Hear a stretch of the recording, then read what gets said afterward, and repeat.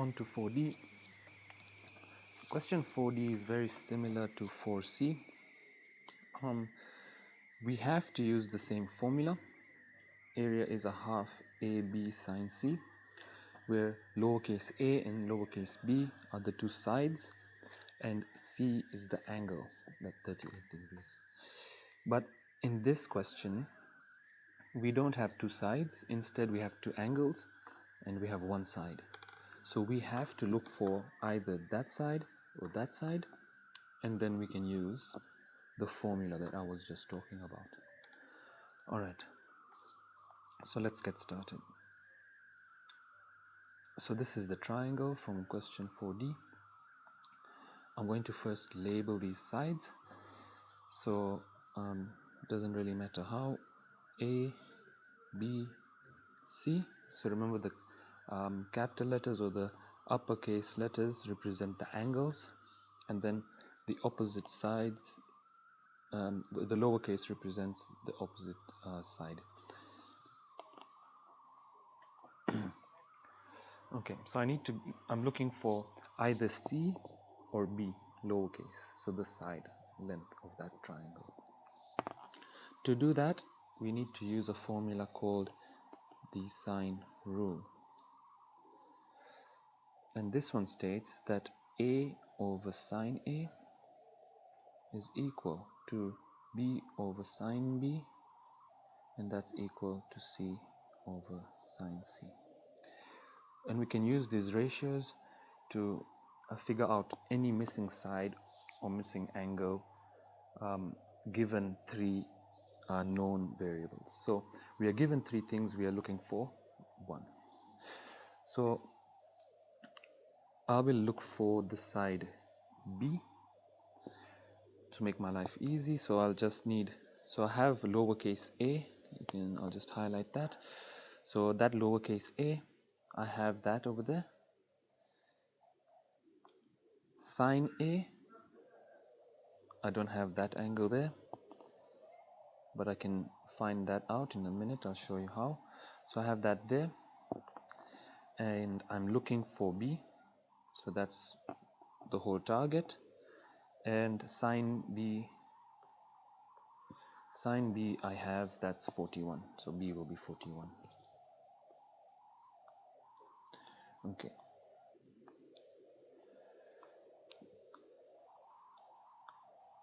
So how do I get this angle A over here? You know that in a triangle, the angles add up to 180. And so if I do 180, take the sum of those other two angles, I should find out what that angle is.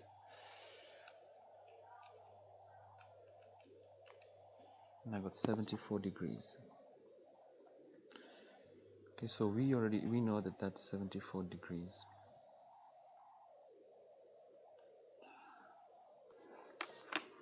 So angles in a triangle add up to 180 degrees, which is why I found out that the angle A there is 74 degrees.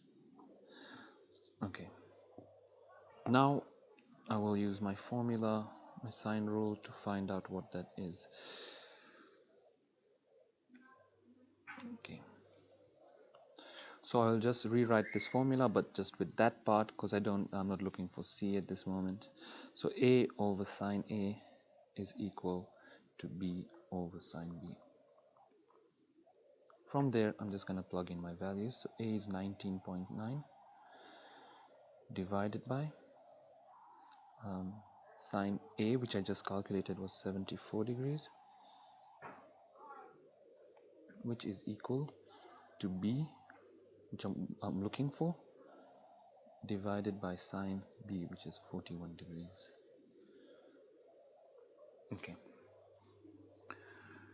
So then you just need to use your algebra skills to figure out what B is.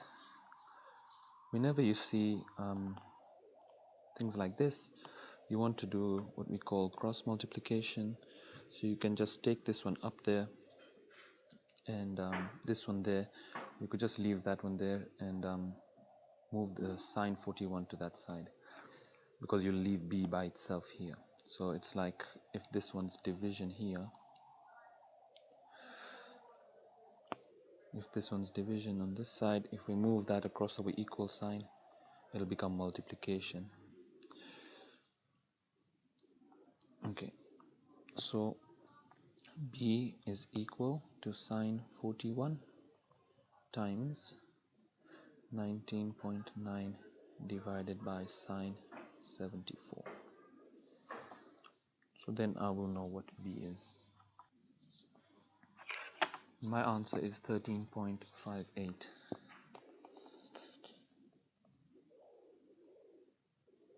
centimeters. Now that's not my answer. All I've done is I found that side b. Okay, then if I am now looking for the area is equal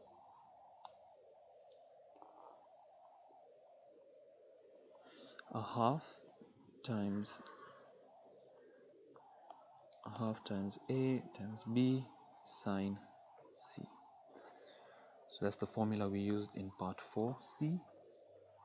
Now we've found what b is, we can calculate our area. So simply a equals a half times 19.9, which is a, times b, we just calculated 13.58 times sine 65, which will give us your area.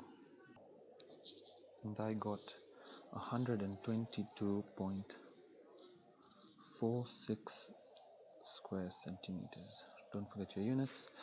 That's our final answer.